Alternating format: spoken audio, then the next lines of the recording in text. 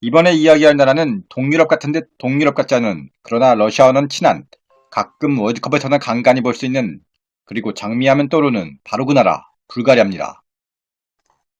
꽤나 오래전, 정확히 이야기하자면 약 7년 전 불가리아 소피아와 휴양지 부르가스라는 지역에 출장을 갔었는데요.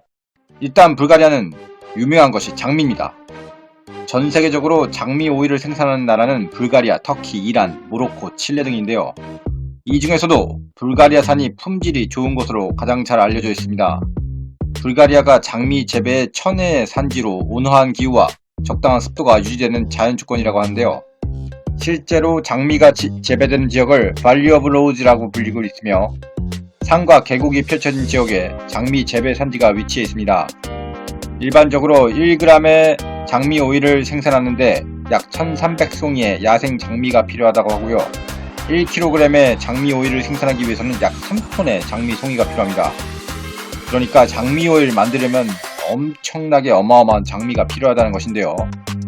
어쨌든 불가리아는 이 장미향의 비누, 향수, 오일이 매우 유명해서 관광객들이 꼭 쇼핑하는 아이템이라고 합니다. 당연히 원산지라서 약간 저렴하게 구입을 할 수 있었고요.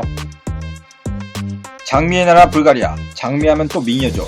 네, 맞습니다. 불가리아는 미녀의 나라로 잘 알려져 있기도 한데요.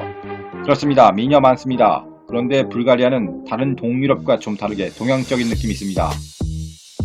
동양과 서양의 분위기가 나는 불가리아 여자들, 특히 여자들의 경우 전형적인 금발의 미녀가 아니라 동양과 서양의 오묘한 조화가 느껴지곤 하는데요. 흡사 이런 느낌입니다. 완전한 러시아, 우크라이나, 벨라루스 같은 스타일이 아니었고요. 상당수가 이렇게 서양과 동양의 미를 갖고 있는 느낌이 많았습니다. 그리고 세련되었다고 하기보다는 순수하게 미소 짓는 그런 미녀 스타일이 많았던 것으로 기억되고요. 남자들도 마찬가지였습니다. 의외로 체격이 러시아나 우크라이나보다 작았던 것으로 기억됩니다. 아마 오스만 제국의 지배를 수백 년간 받았기에 동양적인 이미지가 많이 있는 게 아닐까 싶은데요. 업무상으로는 순박하고 착한 느낌의 불가리아 사람들이 참 많았습니다. 그 당시 소피아 거리의 모습인데요. 참 한적해서 좋았습니다.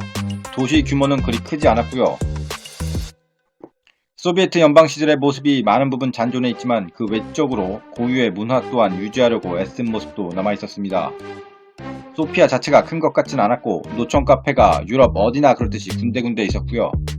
세련된 분위기는 아니었지만 소소하게 즐길 수 있는 장소는 어디에나 있었습니다.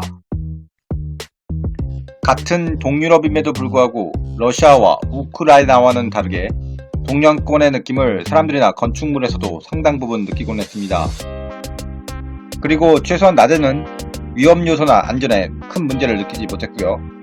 불가리아 담당자와 함께 동행해서 그런지는 몰라도 눈에 보이는 안전 불안 이슈는 크게 없었습니다. 그러나 시내에는 소매치기가 의외로 많다고 들었고요. 동상권 국가에 가면 이런 동상들이 꽤나 있는데요.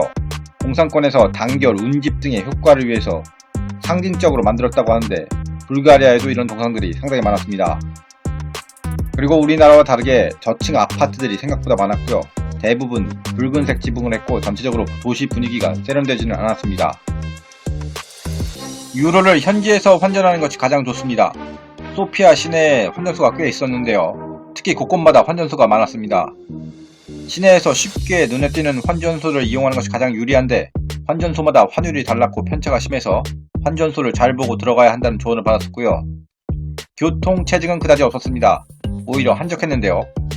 대신 대중교통 인프라가 우리나라와 비교하면 다 맛 나옵니다. 물가는 한국보다 훨씬 저렴합니다. 숙박은 서유럽보다 훨씬 싼 편입니다. 훨씬요. 그렇지만 크게 좋지는 않습니다. 식당은 서유럽이나 한국보다 저렴하고 관광지의 식당도 비싸진 않았습니다. 요구르트를 비롯해서 유제품도 신선하고요. 그리고 싸고요. 그리고 물에 석회질이 있어서 웬만하면 탄산수를 사 마시는 것이 좋습니다. 대부분 간단한 영어로 소통이 가능합니다. 불가리아는 500여 년간 오스만 제국의 지배를 받았고 1945년부터 약 40년 정도 공산당이 집권했었습니다. 1878년 3월 3일은 500년간 터키 지배로부터의 해방 기념일이라고 하고요. 면적은 한반도의 절반 정도라고 하고 인구는 700만 명 정도입니다. 불가리아의 정교가 80% 이상이고요. 1인당 국민소득은 9,520달러 정도로 선진국은 아닙니다. 불가리아와 다른 동유럽 국가들처럼 러시아어를 상용어로 사용하고 있고요. 러시아와는 매우 우호적입니다. 은근히 러시아랑 친한 나라들이 많네요. 유명한 것이 많지는 않은 나라지만 그래도 한 번쯤 가볼 만한 나라입니다. 도움이 되셨다면 구독과 좋아요 부탁드립니다.